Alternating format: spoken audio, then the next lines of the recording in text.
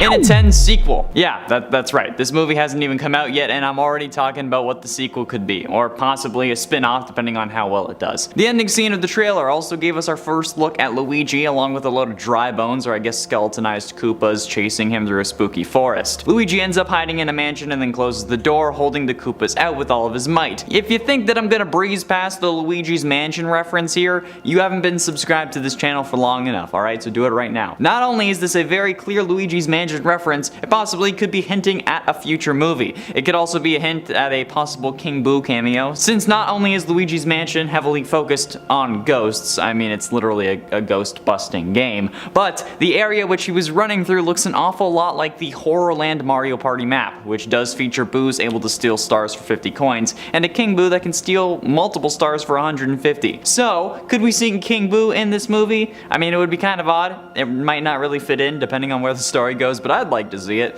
I don't know, maybe we can get an end credits scene about it, something like that. Imagine like someone random though, like Bo Burnham, just showing up for King Boo, and they cast him just so that they can call him King Bo. I don't know.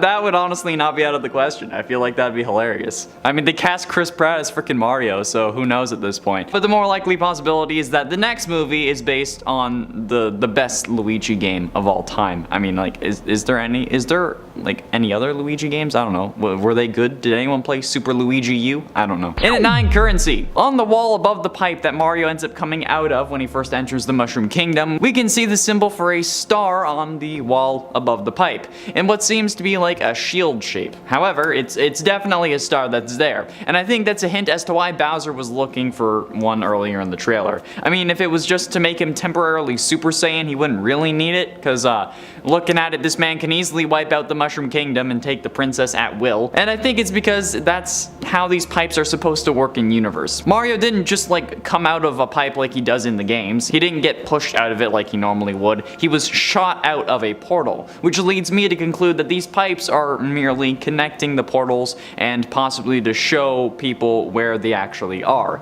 But to actually use them, you're gonna need a star, which Mario will most likely find by mistake in New Donk City, while Donkey Kong was probably searching for it as well, which sets up the first act, allows for Seth Rogen as DK to shine properly, and establishes why Bowser would be looking for a star instead of just trying to be a really weird Thanos cosplayer, because let's be honest, that's what it was. And also, by the way, only 19% of people are subscribed to the channel, so if you're not subscribed, or you think you are, click the subscribe button, okay? If it doesn't say subscribed, you're not subscribed, so you're gonna have to click it again. YouTube does a thing where they unsub people, so double check. In a musical, Matt Pat, at the end of his film theory on the topic, yes, film theory, not game theory, it is a movie after all, suggested that perhaps the Super Mario Bros. Movie is going to be a musical. Now, this may seem kind of out of nowhere, and you know what part of it is. However, he brings up some pretty good points in the video. Everyone who has been cast, even seemingly minor roles, have some background in or ability to sing. Chris Pratt in the Lego Movie, Seth Rogen in Lion King, Anya Taylor-Joy in General, Jack Black, Keegan-Michael Key, everyone who has been cast has sung at least once on screen or professionally.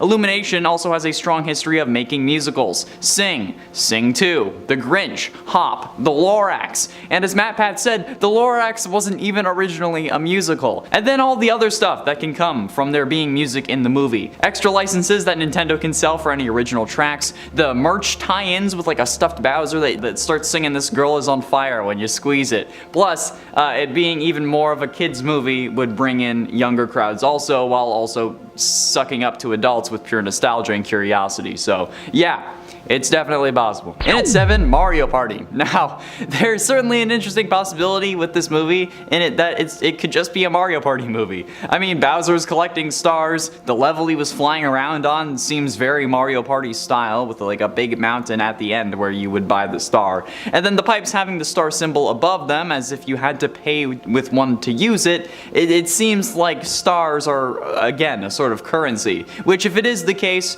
definitely makes things leaning more towards the Mario Party style of gameplay, especially when, like I just said, Luigi showing up in what is basically Horrorland from Mario Party Superstars originating in Mario Party 2 is kind of a hint. And not to mention the whole Boo's Haunted Mansion level from Mario Party 8. Could that be intentional? Possibly. Could it be that the same designers were working on all of the assets? More possible. Is it that all spooky houses and forests in this animation style look the same? Probably. But hey, who knows? And at 6, end credits. Ever since the rise of the MCU and their use of post-credit scenes, they've become almost expected at this point. Any new movie that has the possibility for an end credit scene, we wait for as long as it takes to see if there is one. Well, if you don't look it up beforehand at least. But with the Mario Party movie, we're expecting end credits as well, or at least I personally am, and I think most people are. And with the movie being animated, these credits can literally be anything. There are infinite possibilities. I have no idea what I can even list or how I could begin to describe what could happen. Any Nintendo property could be introduced, okay? Things that we thought were canceled could be revealed to still be in the works. Hell, they could just reference the original Mario Bros. Movie and make a joke that it's the same guys, but this time it's just better. Well, at least, hopefully it's better. I mean, we can't really know yet, but hopefully this is better, fingers crossed. And honestly, depending on what they are hoping to do, they can do anything with the end credits. They could have Mario appear in like a Nintendo theme park and then promote a new ride that they're making. They can have him appear in our world and then turn into an amiibo. They can do anything, and that's honestly kind of terrifying. Halfway through into number 5, final scene. After Toad mistakenly tells Mario that the blue mushroom is deadly and then corrects himself, this makes me think, if that one isn't deadly, which one is? And then I remembered the purple mushroom, you know, the poison one, first appearing in Super Mario Bros. The Lost Levels from 1986. The poison mushroom doesn't actually kill you, however it does reduce your size and reverts any power-ups. And considering how I doubt we'll see a small Mario in this movie, I bet that poison mushroom will kill you if you don't have any power-ups. Making me think that this is going to be some sort of Deus Ex Machina to use against Bowser when he ends up rolling up to the Mushroom Kingdom, set on destroying it and taking the princess. And with that, I think I've actually had the climactic scene in my head, alright? Picture it. Bowser's about to win. He has the superstar power and is basically unbeatable. Peach is about to be taken, probably because she's unconscious, and Mario is the only one left standing. He has the superstar power too and knows what he has to do. So he grabs a poison mushroom to throw it at Bowser, but it disintegrates in his hand, taking away his star power instead. So, in an act of pure selflessness and heroism, he looks at Luigi, smiles, says his iconic "Let's-a go" line, and picks up the last poison mushroom they have. It starts shriveling in his hand. He gets weaker, but he throws it at Bowser anyway. Bowser catches it without looking at it, and for a moment it doesn't do anything. We think all is lost, but then the mushroom falls apart and Bowser's power goes away. Mario collapses to the floor, and then the rest of the Toads finally burst through the door they've been bashing at and take Bowser down. And then Mario is surrounded by his new friends while Luigi holds him crying because, you know, he's dying. Yeah. Do it. And at 4, new Doc. Donkey Kong is officially cast and has been cast for a while now, alright? But that means that DK is going to be in this movie. And thinking about it, where does a giant gorilla with a tie fit into a land covered in mushrooms that is being populated by toads? Okay? That's the thing. He doesn't. But considering the other casting, it's highly possible that this movie starts off in New Donk City, like I've been talking about. Thanks to MatPat on Film Theory, we know that there was a casting for Foreman Spike, who in Wrecking Crew from 1985, where you still play as Mario, but it isn't an official Mario game, he was Mario and Luigi's horrible boss, and basically the antagonist of the game, if you can consider it an antagonist since, you know, it's a 2D platformer before I was even a thought, but I guess the concept of the antagonist did exist, so it's an inevitability, I suppose. But considering Foreman Spike, Donkey Kong, and Cranky Kong, plus the fact that, you know, Mario doesn't know about the Mushroom Kingdom before showing up there since he asks what that place is. You don't ask where you are if you already know where you are. And with all of that added together, the possibility of New Donk City making an appearance in my mind is basically not a possibility. It seems confirmed to me. Or maybe it'll be actual New York instead. I don't know if they want to make it more relatable. Getting close to the end, into number 3, interesting themes. So this is quite a wild theory that starts off pretty normal. But here is what Reddit user AEM2122 on the Nintendo subreddit was thinking thinking about the movie. Quote, "I will talk about some confirmed things that will be important for this theory. The first is that Donkey Kong is confirmed in the movie, and also a toy leak that shows Donkey Kong with a barrel in hand, which indicates that he will probably face Mario, since the keg in his hand refers to the classic Donkey Kong game where he fights Mario. And the second thing is that when Mario went to the Mushroom Kingdom, he had never been there before. That's important. So, with these two things in mind, we can say that Donkey Kong will face Mario in the beginning, because the story of Donkey Kong kidnapping Pauline and Mario going to save her is something that doesn't make much sense after Mario meets Princess Peach, and it wouldn't really fit in the story, so this was probably happening at the beginning. And Mario manages to save Pauline, but Mario leaves frustrated. He doesn't get anything in return, which shows us one thing, that the message of the movie can be about lack. Coming back for the history of F in the movie. Mario is sad because of his frustration and lack. Then the events happen that take him to the Mushroom Kingdom, and there he meets Peach, and yes, Mario wants to conquer Peach. But because of his selfish desire, Mario ends up messing things up and makes him learn a great lesson, and in the end Mario saves Princess Peach, but with another motivation. Dude, is this fan fiction? What happened here? I don't know. What do you think? Let me know. But ultimately, in at number 2, the same movie. What if this Super Mario Bros. Movie that they've been working on with Illumination for apparently the past 7 years, according to what they said in the Nintendo Direct, what if this just ends up being the same movie as the first one, but animated? Of course it's gonna be different, okay, in the sense that we don't really need to see Bowser transform into a Koopa, but what if the actual story ends up being the same thing, but this time it's just presented in animated form? That's part of what the original one was missing, okay? Being live action, it made them very limited in what they could do, but now maybe their goal is just to fix the flaws they had in their previous attempt. And with Detective Pikachu and Sonic doing pretty well, the good CGI in those too, maybe they'll like work their way back into the real world and actually like meeting the characters that they had originally, or they were actually them, I don't know. And then maybe the Smash Bros. Movie we all thought was happening isn't out of the question. And you know what, actually, speaking of which, finally, in at number 1, the MCU. Remember way back when we saw Sonic and Detective Pikachu and we thought we were going to be getting some sort of video game cinematic universe? Well, considering how the Super Mario Bros. Movie is animated, allowing for them to do crazier things, and the fact that Nintendo bought what is, at least for the purposes of this, a film and animation studio, getting more than just the Super Mario Bros. Movie is not out of the question, especially if it does well, like I said earlier. There were rumors of a DK spin-off already in the works, and with the amount of things that they can set up, the MCU actually happening, I think it might be, okay? After Endgame, a lot of people are criticizing the MCU for a lack of focus or purpose, so if Nintendo has the ability to set up a shared universe and can replace the MCU as like the main cinematic universe, they'll do it. It's Nintendo and money. Like, it could be a quick clip of Navi, it could be a Master Sword, it could like just be a green hat, for God's sakes. They pulled out their deal with Netflix to do a Zelda series, so maybe that's what they're setting up. It could be a Star Fox teaser, because they had that in the works too. This movie doesn't have to set up another Mario movie if they don't want it to, okay? The Smash Bros. Movie could be their Avengers. A Mario Party movie could be the Civil War replacement, because we all know how that ends. And they could even make a damn Squid Game parody, and we wouldn't care, okay? There's so much that they could do, it would be a dumb idea to miss the chance. And at 10, Portal Pipe. One thing that I found very interesting while watching the trailer was the fact that while yes, Mario comes out of a pipe into the Mushroom Kingdom, he also seemingly pops out of a portal instead of actually being pushed out of the pipe. You know, that kind of thing?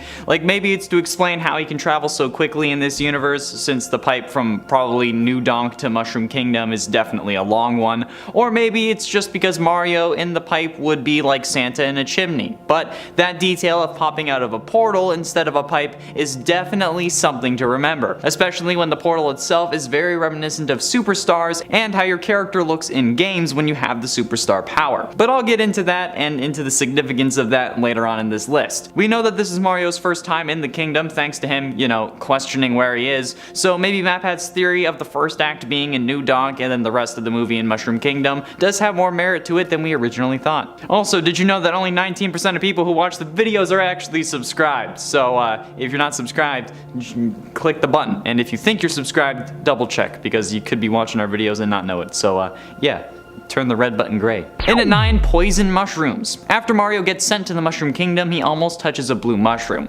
This is when Toad pops out from behind it, saying that if he touches it, he will die, but then quickly corrects himself, saying that that one is actually okay to touch. This made me think, well, if that one isn't deadly, which one is? Because there clearly has to be one if you're gonna say that. And then I remembered the purple mushroom, the poison one. First appearing in Super Mario Bros. The Lost Levels from 1986, the poison mushroom doesn't actually kill you, unless, you know, you're little Mario. However, it does reduce your size and revert any power-ups. But, considering how I doubt we'll see a smaller Mario in this movie, I bet that the poison mushroom will just kill you if you don't have any power-ups on you, making me think that this will actually be used against Bowser when he ends up rolling up to the Mushroom Kingdom set on destroying everything and taking the princess. And with that, I think I actually have the climactic scene in my head. Bowser is about to win. He has the superstar power and is basically unbeatable. Peach is about to be taken, possibly because she's unconscious, and only Mario is left standing. He has the superstar power too and knows what he has to do. So he grabs the poison mushroom and throws it at Bowser,